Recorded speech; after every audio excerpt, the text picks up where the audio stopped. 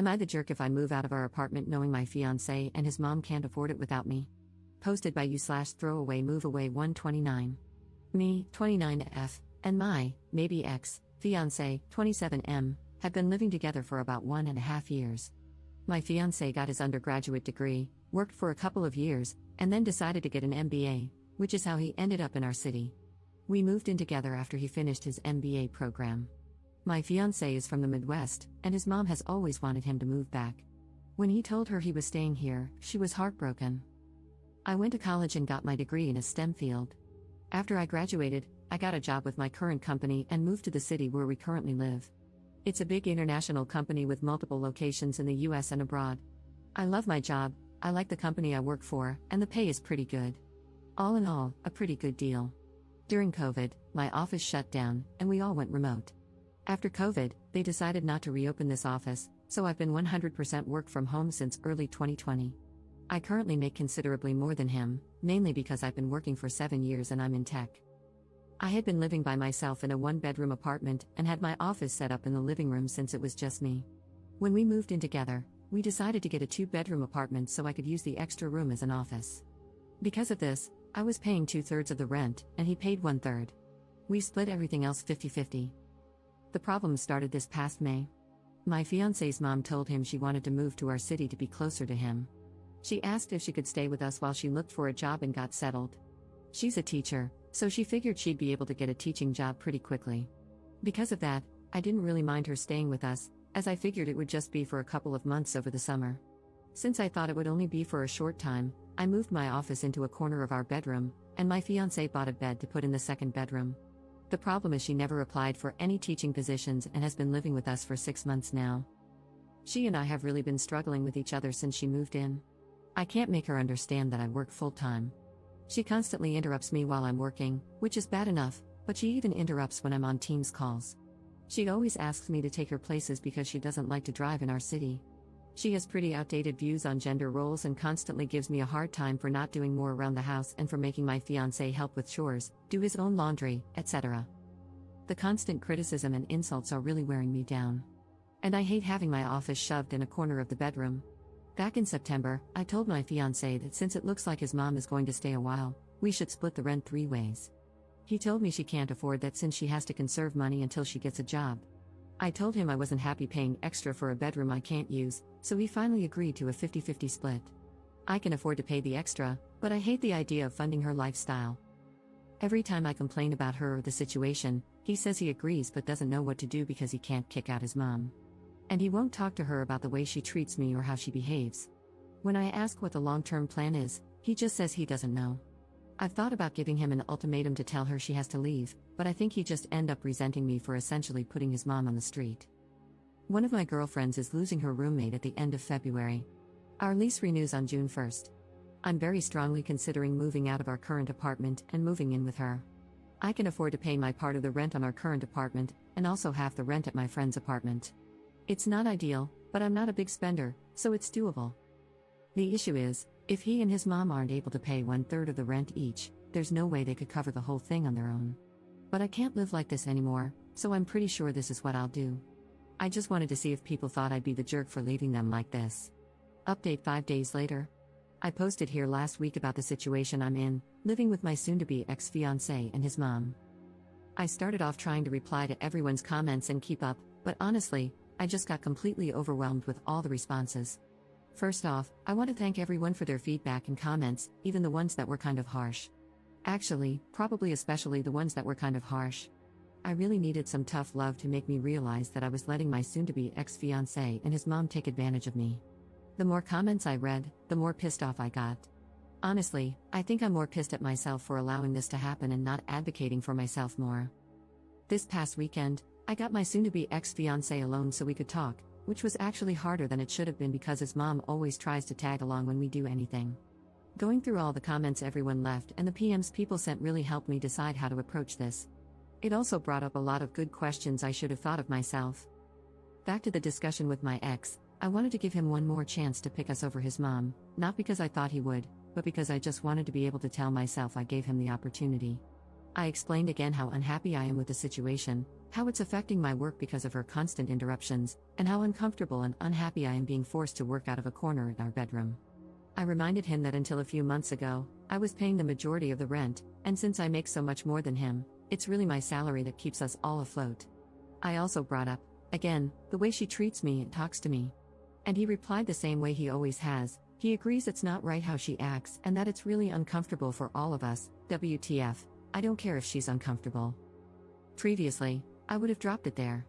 But this time, I told him how angry and disappointed I was that he let me pay for 2/3 of the rent when she first moved in and how unfair it is that I'm still paying for half when there are 3 people living there and she is the only one with her own bedroom. His response was the same: she has to conserve money since she doesn't have any income currently. Which brought up the question, where did all her money go when she moved? What money does she use for incidentals? Evidently, when she got divorced, she asked for the divorce after my ex went off to college. It doesn't sound like her husband/ex's dad wanted the divorce. His dad bought her out of the equity in their house. My ex had no idea how much that was or how much is left. But until she moved here, she was working full-time as a teacher and living in a small apartment, so she shouldn't have had to tap into the divorce settlement money much. Other than that, my ex didn't have much insight into her finances beyond what she told him, that she has to conserve money. I told him straight up that I'm moving out before the end of the month. And from now on, I'm only paying 25%, as some commenters pointed out. She has a whole bedroom while I have to share with a man-child, so she should be paying twice as much. After I move out, I'm not paying for anything else, no utilities, no food, nothing other than rent. I have a pretty good idea of what his finances are like, and if he has to pay 75% of the rent all by himself, it's going to take a huge chunk of his net income. After he pays utilities and buys groceries, there won't be anything left for incidentals. Rent was due on the 1st, but it's not late until after the 5th, so he has 2 days to come up with the money. If he doesn't and I end up covering it, I'll reduce the amount I pay in future months.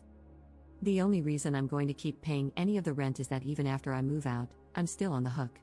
I talked to the leasing office, and they explained that since my ex and I signed a single rental agreement together, i.e., one contract we both signed rather than 2 separate contracts, we are both responsible for the rent. They don't care who actually pays, as long as it gets paid. The only alternative would be if he agrees to sign a new lease by himself, or together with his mom. But in all likelihood, he wouldn't be able to pass the credit check on his own, so I'm kind of stuck. I don't think he'll do anything stupid, though, because he's going to need to find somewhere to live after this, and a collection on his credit report wouldn't be good. I also told him that I'm going to find someplace else to work during the day until I move so she can't bother me. My friend, whom I'm moving in with, said I could work at her place during the day since she and her current roommate have in-person 9 to 5s. I took her up on that for now. After living with his mom, I'm not about to overstay my welcome, so I'm going to find some other options to rotate through. Someone suggested checking out the public library, or if it comes to it, I'll get a membership at one of those WeWork type places. Just in case, I brought my important papers, files, and valuables, and my friend is storing them for me until I move in. He really didn't take it well. The surprising thing to me is that he was actually shocked by everything. He seemed genuinely surprised that I wasn't prioritizing his mom. I really got the feeling that he sincerely believed I wanted to take care of her as much as him. He kept saying stuff like, "What about my mom? What am I going to tell her? That's just how she is, but we still need to help her," etc. He asked about our relationship and the engagement. I told him that after I move out, I need some space from him. In a few months, once we've both had time and space to process what happened, if we both agree, we can talk about the relationship. But he'd have to prove that he's going to have my back going forward and will set boundaries with his mom. I told him that just to avoid more drama, but I don't see a future where we're together. I told him he needs to tell his mom because she's not my responsibility or problem, and she'll know something's up when I start moving my stuff out. He hasn't told her what's going on yet, but this weekend, I'm going to start moving things, so he doesn't have much time. My friend's current roommate starts a new job in another state on the 3rd, so realistically, I can probably move in 2 to 3 weeks, depending on when she actually leaves. I don't expect him to do anything bad, other than sulk and complain, but if he does do something stupid or doesn't pay his part of the rent, the ace up my sleeve is that I'll tell the leasing office his mom moved in, which is prohibited in the lease. Honestly, getting evicted would solve a lot of my problems right now, so it's a pretty valid threat, I think. Now that I've mentally and emotionally separated myself from him and his mom, I'm actually looking forward to her reaction when he tells her what's going on. If it gets too ugly, I'll find a cheap Airbnb or hotel or something.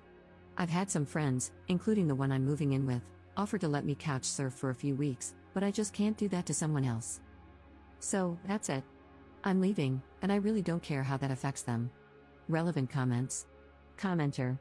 The thing about him sincerely believing you wanted to take care of mom is pretty standard when someone has an enmeshed relationship with their parent.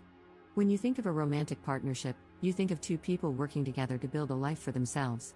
When the enmeshed person thinks of a partnership, he thinks of having someone with whom to share the burden of his enmeshed relationship. And the truly sad thing is that he probably cannot perceive how skewed his perspective is. His normal meter didn't break, it never worked in the first place. It's sitting in the back of a closet, buried under a bunch of old coats. Ops response. I mean, that explains a lot. But honestly, that is just so effing sad. That's essentially saying he's broken but doesn't even know he's broken. So he'll just go from relationship to relationship, never really understanding why women keep leaving him. Absent his mom, he's really a great guy, but nobody will ever want to stay with him if his mom is always going to come first. Commenter 2. You already let her stay well past the agreed upon time, and they should be grateful for that instead of being mad that you're finally putting your foot down. Did they honestly have no other plan? Was this supposed to continue indefinitely? They're about to get a rude awakening, but it's no less than they deserve. Ops response. That is a great question. I have no idea what the long-term plan was. Every time I brought it up with my ex, he would say things like, we'll have to make sure she applies for next school year, but he would never talk to her to tell her that. Plus, even if she does get a job for next school year, that isn't until September. And realistically, it would be another month before she starts getting a paycheck. There is no way I'd stay in this situation for another 8 months, I would end up in prison. Commenter 3. To clarify, she has enough money from the divorce settlement for her own personal expenses but won't even pay her share of the rent? Ops response. That is exactly how I interpreted what he said. I don't know what her grand plan was. She's in her mid to late 50s, I think. So if she was planning to mooch off me and her son until she could officially retire, it would be another 5 to 10 years. I don't know how she expected that to happen.